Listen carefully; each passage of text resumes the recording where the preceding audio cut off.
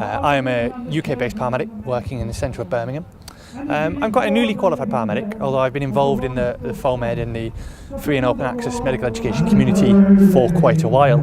This is my second EMS gathering and it's absolutely lovely here in Kinsale.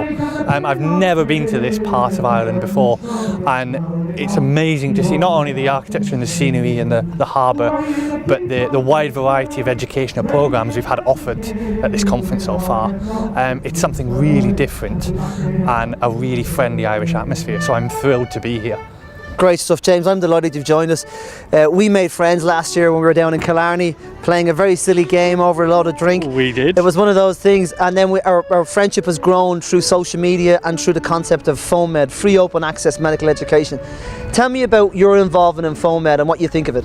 So I recently picked up FOAMed in the last couple of years. I was very new to Twitter and Instagram and all this social media stuff. A bit of a hermit really. And I was lucky enough to be a student volunteer at the Social Media and Critical Care Conference, SMAC, 2 years ago in Chicago. I turned up on my own, didn't really know anyone, was a bit concerned and nervous, and actually I realised very rapidly that it was a lovely community of people from all different specialities from all across the globe. And I rapidly made friends with paramedics from UK, Ireland, South Africa. And since that point, my involvement with SMAC has grown now that this year I'm organising the student volunteers along with my good friend Patricia. And it's also led further on to the opportunity to do electives in foreign countries. So thankfully I've been across to South Africa this year, I've been across to Boston in the US, and I've got trips planned for later on this year.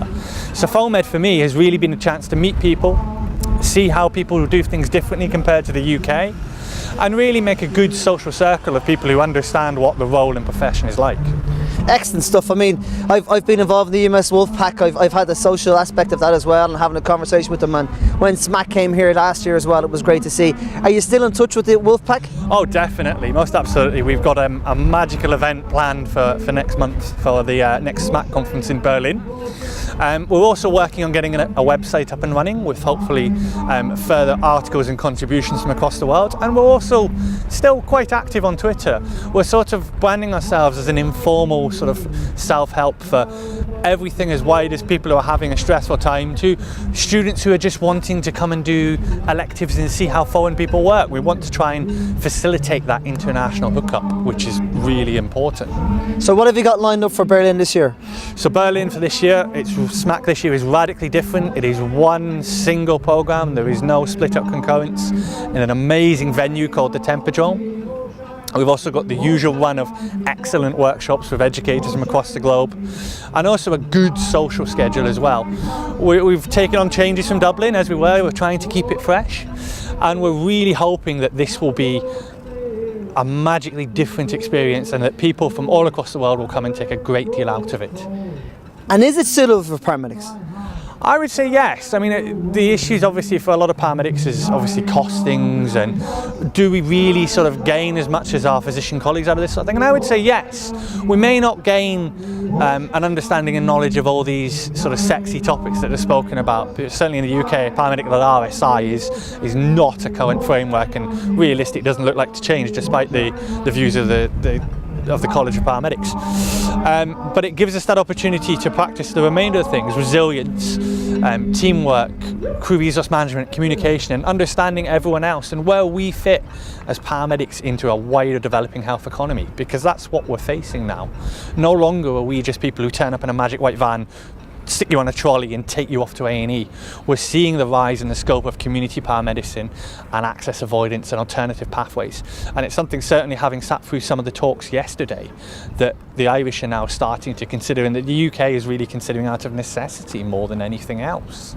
And is the support there for the College of Paramedics? Are they encouraging professional development? Are they encouraging the additional skills? They are coming out with a college framework which is aiming for an educational governance structure for pre-registration paramedicine. They're currently pushing for the paramedic profession to become graduate only. We're in dialogue and discussion with the Healthcare Professionals Council for that to be. Obviously we're also pushing for paramedic prescribing, which would be a massive step for the allied health professional community and for the paramedic community as a whole. as I said, I believe that paramedics we found ourselves in this jack of all trades, initially master of none phase, and now we're pushing more out towards sort of a good combination of education, research, critical care, primary care, and roles that even 10 years ago we wouldn't have paramedics in, working in custody, working in GP surgeries. And I think the future is bright for emergency medical services across the globe, and the more we can learn from everyone else, the better we can evolve and the easier we can find all these challenges of the future. Okay, I'm going to finish this. 2 hot topics at the moment on social media. 2 hot topics at the moment on social media. There is paramedic prescribing is definitely a big one, and I would say convey or not convey. So primary healthcare and paramedicine. We've obviously in the UK we've got a reduction in GPs due to lack of training and funding. We've got an increase in paramedic practitioners in primary paramedic care, and we really need to work out what we want to do for that sort of level, and whether we can take what we're currently trying to build in the UK and export it around the globe and learn. And I think Twitter and social media is really key for that. But obviously there's that controversy of it's always been a certain way, and that's that naysayer in change. So I'm hoping that by coming to conferences such as this and engaging these issues, we can learn far more. How do we get to follow you, James? My Twitter handle is shorty_med. It's my picture of me eating an ice cream, so you can't really miss me at all. James, sure, it's great to see you again. Looking forward to the rest of this weekend with you. Have a good time. Thanks a lot. Brilliant.